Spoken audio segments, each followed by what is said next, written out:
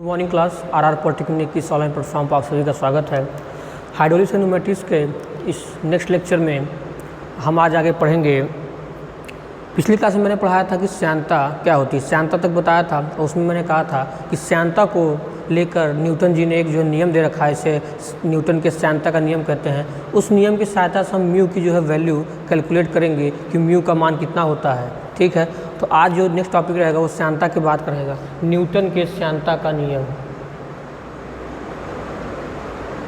Newton के श्यानता का नियम वैसे आपके सिलेबस में है नहीं, लेकिन म्यू की वैल्यू कितनी होती है और उसका मात्रक कैसे निकाला जाएगा उसके लिए हम इस नियम को जो पढ़ना पड़ेगा और पढ़ेंगे। आइए देखते हैं Newton's law of viscosity, Newton के श्यानता का नियम। देखिए ये जो नियम है आपका दो स्टेटमेंट पर दो अलग अलग तरीके से इसको डिफाइन कर सकते हैं। एक न्यूटन ने कहा था कि जो हमारा शियर स्ट्रेन होता है और जो एक शियर स्ट्रेस होता है, दो चीज़ है, कर्तन प्रतिबल और प्रतिबल क्या होता है, शियर क्या होता है, विकृति क्या, स्ट्रेन क्या, ये सब चर्चा मॉस में हो चुकी है। तो यहाँ से आपको इमेजिन करना है कि अगर किसी लिक्विड या किसी फ्लूइड के ऊपर जब ये चीज़ काम कर रहा होगा तो कैसी फिनोमिना, क्या घटना हुई होगी। ठीक है, कर्तन प्रतिबल एक होता है आपका कर्तन विकृति। तो न्यूटन जी कहते हैं कि जो कर्तन प्रतिबल होता है वह डायरेक्टली प्रोपोर्शनल होता है किसके, कर्तन विकृति के दर के। ठीक है, इस नियम के अनुसार कर्तन प्रतिबल कर्तन विकृति के दर के समानुपाती होता है। ठीक है, कर्तन विकृति के दर के समानुपाती होता है। अब दर की बात करता है, कर्तन विकृति के दर के क्या होता है, समानुपाती होता है। इंग्लिश में क्या कहेंगे, according to this law shear stress is directly proportional to the rate of shear strain. ये क्या है, ये रेट है, दर का मतलब क्या, रेट ऑफ शियर स्ट्रेन। ये आपका हो गया शियर स्ट्रेस, एक चीज़ ये हो गई। और एक चीज़ कहा जाता है, मान लीजिए अगर कोई लिक्विड फ्लो कर रहा है, जैसे श्यानता कब काम करेगा, लिक्विड जब फ्लो में होगा तो इसमें किन्हीं दो संगत परतों के बीच में, ऐसे मान लिया मैंने ये एक परत ये है, अब इन दोनों परतों के बीच में क्या होगा, श्यानता काम कर रहा होगा।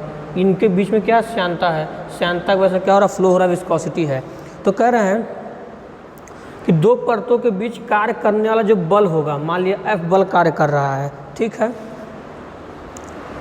किसी परतों के, एक तो इन्होंने ये बताया कि जो शियर स्ट्रेस होगा वो रेट ऑफ शियर स्ट्रेन के डायरेक्टली प्रोपोर्शनल समानुपाती होगा। एक इन्होंने कहा कि जो हमारा बल होगा, किसी भी तरल के दो परतों के बीच कार्य करने वाला बल उसके क्षेत्रफल के समानुपाती होगा। और किसके समानुपाती होगा, वेग प्रवणता के du/dy। ये आपका बल है, ये आपका क्षेत्रफल, ये आपका क्या है, वेग प्रवणता है। इसको क्या कहेंगे, वेग प्रवणता। ये क्या शो कर रहा है, ये शो कर रहा है कि ये क्या है, u वेलोसिटी है, ये y क्या है, डिस्टेंस है। तो मान लीजिए कि ये जो दो परतों के बीच की दूरी है y है और ये लिक्विड फ्लो कर रहा है, उसकी वेलोसिटी क्या है, u है। तो चेंज क्या दिखा रहा है कि परतों के बीच में डिस्टेंस बदलने पर स्पीड में बदलाव दिखाई दे रहा है। तो ये कहीं ना कहीं क्या हो रहा है, विकृति को शो कर रहा है। विकृति क्या होती है, change in dimension but A original dimension. क्या मतलब है कि डायमेंशन कितना बदलाव हुआ और प्रारंभिक डायमेंशन क्या था, अगर उसका रेशियो निकाला जाए तो विकृति को शो करता है। अगर आयतन की बात की जाए तो डेल्टा V/V हो जाएगा।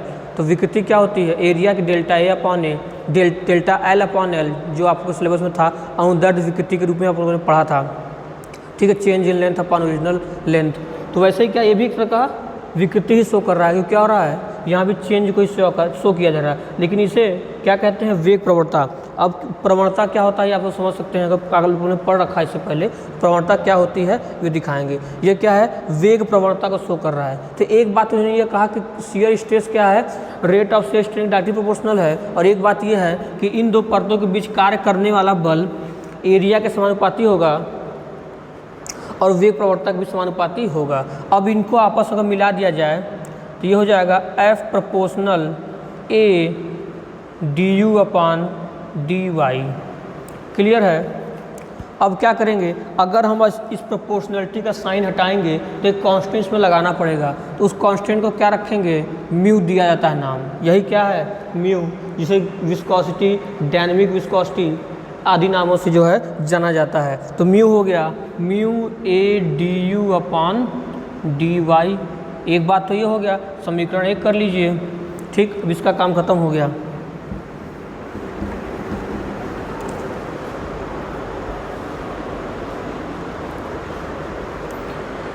एक चीज़ और, से मैं लिक्विड का फ्लो कर रहा है, अगर उस पर बल लग रहा है, कर्तन प्रतिबल कार्य कर रहा है, इससे सबसे क्या होगा, उसकी वेलोसिटी आगे, अगर ये काम कर रहा है तो क्या होगा, वो उसका डिफॉर्मेशन होगा। पहले जब स्टार्टिंग लेक्चर पढ़ाया तो मैंने बताया था तरल की परिभाषा में ही कि थोड़े से ही कर्तन बल लगाने पर, शियर फोर्स लगाने पर क्या होता है, इसका विरूपण लगातार होता रहता है, और कब तक होता है, जब तक कि ये बल हटा न लिया जाए। तो यहाँ भी क्या होगा, कर्तन प्रतिबल लग रहा है, इसके अंदर से भी क्या होगा, इसका भी डिफॉर्मेशन होगा।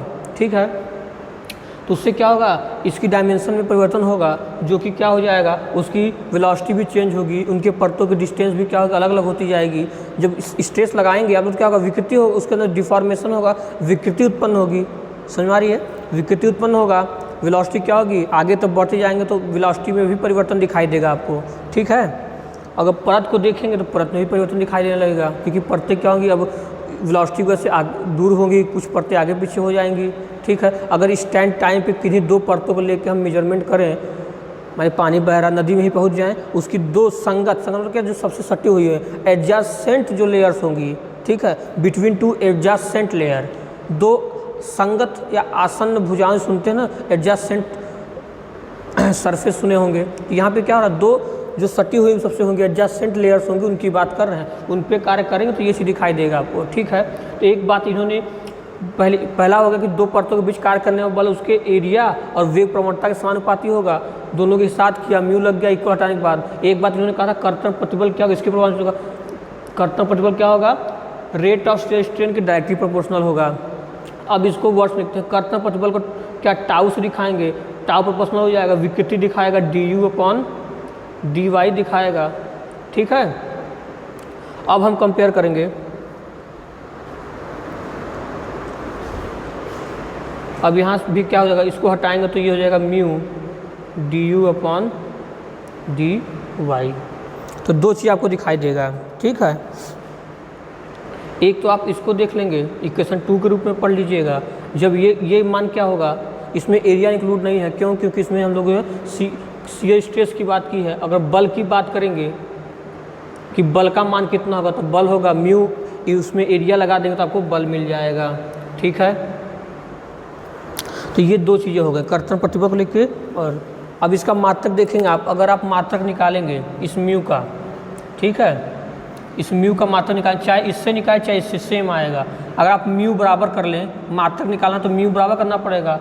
म्यू बराबर तो ये क्या होगा, उधर पहुँच जाएगा F dy अपॉन du हो जाएगा, और नीचे क्या हो जाएगा, a हो जाएगा। म्यू को यहीं छोड़ दीजिए, इसको क्रॉस में भेजेंगे तो मल्टीप्लाई हो जाएगा, और बाकी ये दो चीज़ें नीचे आ जाएंगी। अब इन सब का मात्रक लिखिए, इसका मात्रक निकल जाएगा। F का मात्रक क्या होगा, न्यूटन, ये डिस्टेंस है, इसका मीटर ले लीजिए, SI मात्रक निकालना है, एरिया है मीटर स्क्वायर कर लीजिए, ये वेलोसिटी है, ये क्या हो जाएगा, मीटर पर सेकेंड, सेकेंड को ऊपर भेज दिया। क्लियर, बल का मात्रक न्यूटन, ये डिस्टेंस है, डिस्टेंस का मात्रक मीटर, एरिया का मीटर स्क्वायर, और ये क्या है, वेलोसिटी मीटर पर सेकेंड, पर का उल्टा हो के उल्टा चला गया। अब इसको काटा जाए, इस मीटर से इस मीटर को काट दीजिए, ये हो गया आपका newton second upon metre square, और न्यूटन प्रति मीटर स्क्वायर आपको पता है, इसको ऐसे लिख सकते हैं ना, न्यूटन प्रति metre square into second.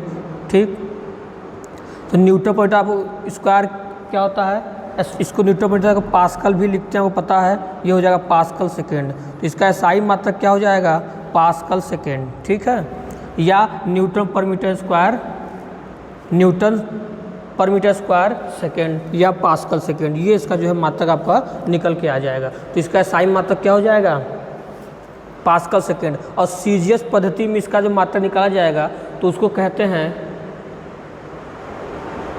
Poise,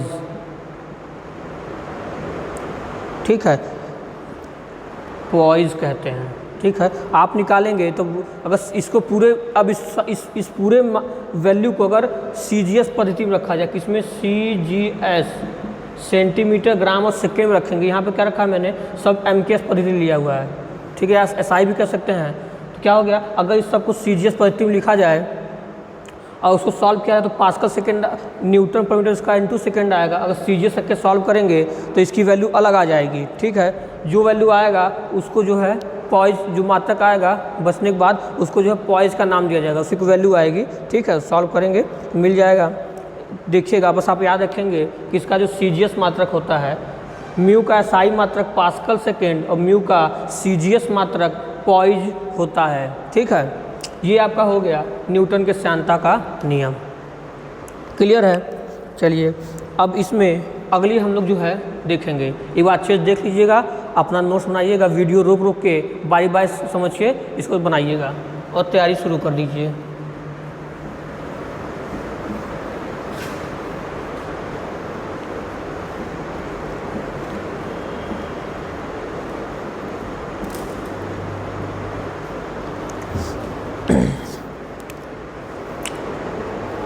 चलिए अगली हेडिंग आपकी रही होगी आपेक्षिक आयतन।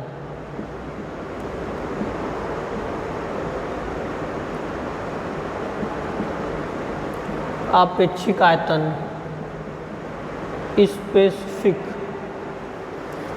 आपेक्षिक आयतन, स्पेसिफिक वॉल्यूम। ये क्या होता है,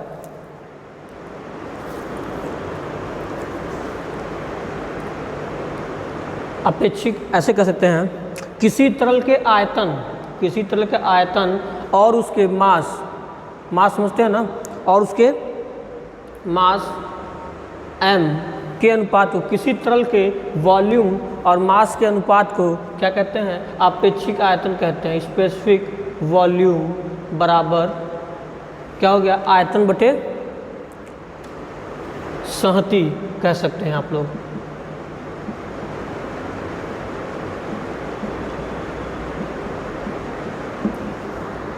ठीक हो गया। सहती को आप लोगों को याद होगा कि इसको क्या कह सकते हैं, या इसको द्रव्यमान भी कहते हैं, कंफ्यूजन मत करिएगा, द्रव्यमान, ठीक है। सहती वर्ड ही मास के लिए किया जाता है, ठीक है। किसी तरल के आयतन और उसके द्रव्यमान के अनुपात को उस तरल का आपेक्षिक आयतन कहते हैं, ठीक है। ये हो गया स्पेसिफिक वॉल्यूम बराबर V/m। अगर इसमें हम थोड़ा सा एक काम करें, क्या कर दें, जैसे ये हो गया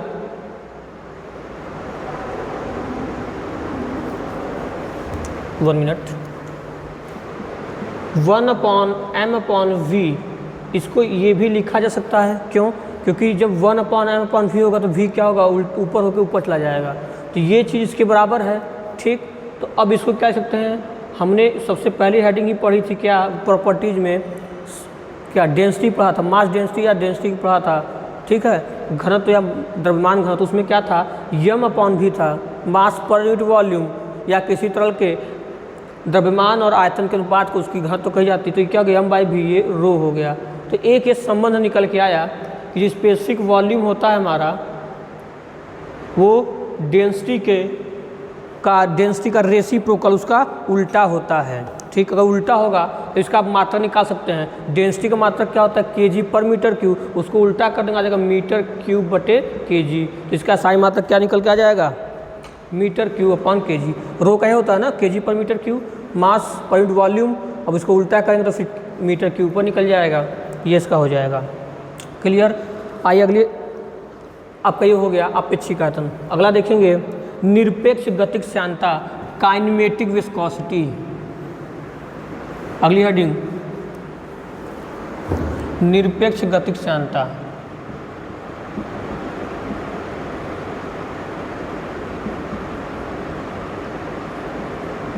निरपेक्ष गतिज श्यानता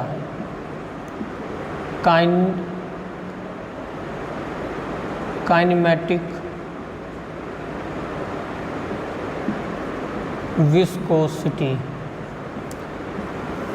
एक नया टर्म आ गया आपके सामने। पहले विस्कोसिटी था जो जिसको म्यू शो कर रहे थे। अब एक नया चीज़ आया, काइनेमेटिक विस्कोसिटी क्या होगी।